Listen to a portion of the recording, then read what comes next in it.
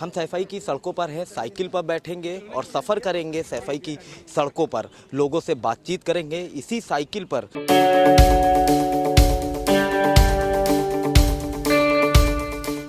हम सैफई की सड़कों पर हैं और साइकिल पर चल रहे हैं। समाजवादी पार्टी का जो चुनाव चिन्ह है वो साइकिल है और यही साइकिल मुलायम सिंह यादव ने बहुत आगे बढ़ाई। हालांकि अब मुलायम सिंह यादव जी हमारे साथ नहीं है, पर हम साइकिल से चल रहे हैं। जो साइकिल चला रहे हैं हम उनसे बात करेंगे। चाचा क्या नाम है आपका? हमारा रचपाल सिंह। रजपाल सिंह। हाँ। ये जानना चाहेंगे आपसे कि नेताजी के लिए क्या कहेंगे? नेताजी ने हमारे लिए बहुत कुछ किया। हाँ।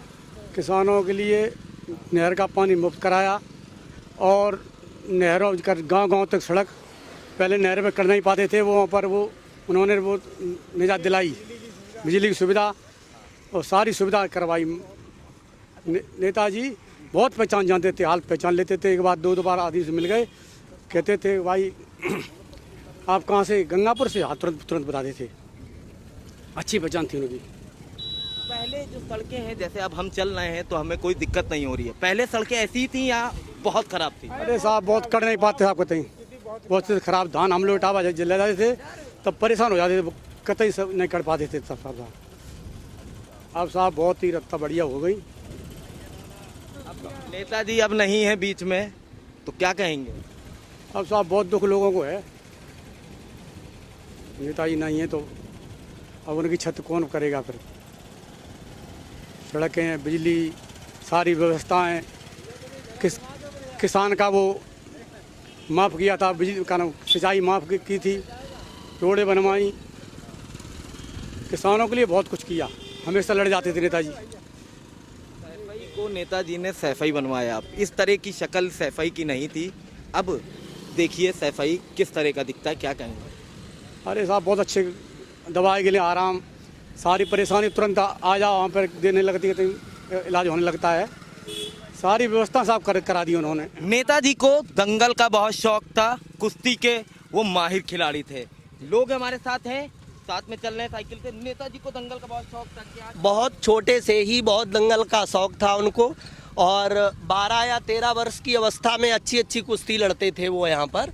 और जो भी इटावा और मैनपुरी के दंगल हुआ करते थे, दूर दूर तक नेताजी वहाँ जाया करते थे लड़ने के लिए, जब उनका जीवन छात्र जीवन था तभी से। उसके बाद में नेताजी ने बहुत जो भी किया सैफई के लिए या पूरे आसपास पूरे यूपी के लिए, इतना कोई कर नहीं सकता है। वो तो एक तरीके से भगवान के अवतार थे हम लोगों के लिए। अब नेताजी नहीं रहे हैं, कितनी कमी खलेगी उनकी?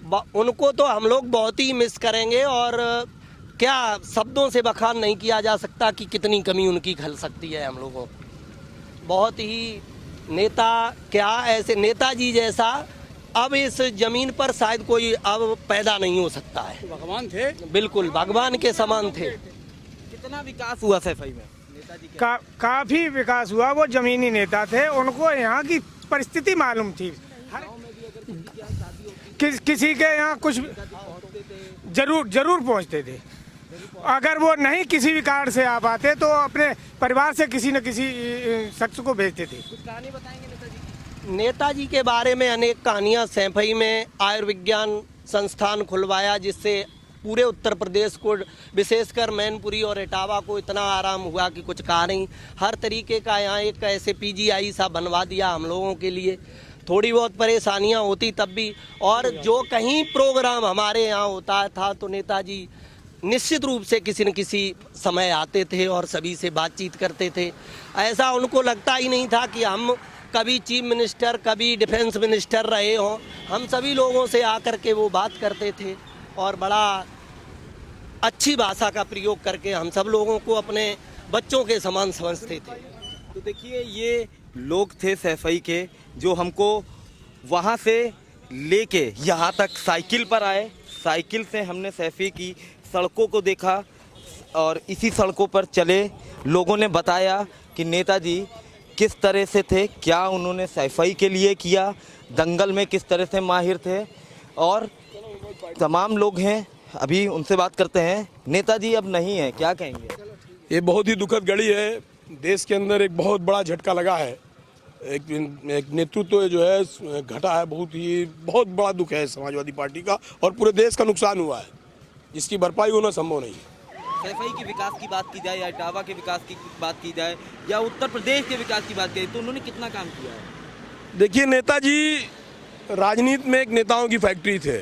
नेताजी ने दबे कुचलों के लिए जो पंचायत में आरक्षण की व्यवस्था लागू हुई, तमाम गरीब तबके के लोग ब्लॉक प्रमुख, जिला पंचायत अध्यक्ष, जिला पंचायत सदस्य हुए, ये आदरणीय नेताजी की देन है। इससे पहले जो है, जब तक आरक्षण नहीं था तो कुछ सीमित लोगों तक ही पंचायत की व्यवस्था थी। नेताजी ने इस पंचायत के माध्यम से तमाम नौजवान नेता पैदा किए, तमाम ऐसे लोगों को पैदा किए जिनके परिवार के लोगों ने कभी सोचा नहीं होगा कि हम नेता बनेंगे, हमारे घर पे MP MLA जिला पंचायत अध्यक्ष होंगे। ये सब देने का काम आदरणीय नेताजी ने किया है, जो अपने आप में बहुत बड़ी चीज़ है जिसकी कोई भरपाई नहीं हो सकती। तो देखिए, ये तमाम सैफई के लोग थे जिन्होंने बताया, नेताजी की कहानी बताई, नेताजी ने क्या विकास किया है, और तमाम ऐसी बातों पे यहाँ सैफई के लोगों ने हमसे बात की। वीडियो जर्नलिस्ट राज के साथ मैं अबू तलहा, आज की खबर सैफई।